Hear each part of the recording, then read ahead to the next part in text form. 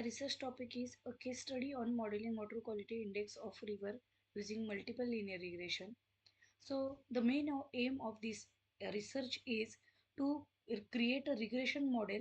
where we have to develop that regression model to predict the WQI. So in this method, as water pollution assessment remains a complex and critical task, so here we have used a correlation and multiple linear regression model to predict the values of water quality indexes. So in this method, we have used the weighted arithmetic water quality index method for calculation of the data or calculation of a WPI for the prediction. So in this abstract or in this research, what we have done, we have collected a total 5 years data. Out of that, we have considered a 4 year data for the calculation of WPI, and then we have developed a regression model to predict the data of year 2022,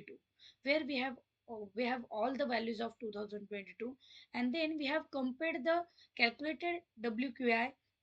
with the regression model WQI, and which is showing the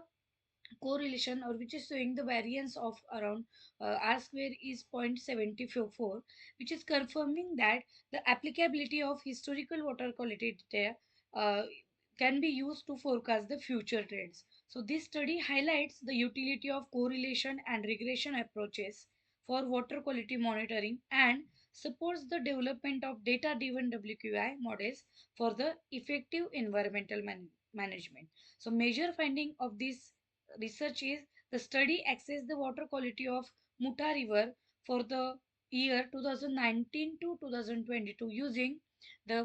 weighted arithmetic water quality index, where the WKI values lies in between 55 to 57, which indicating that it is a poor water quality, and the significance correlation among the all parameters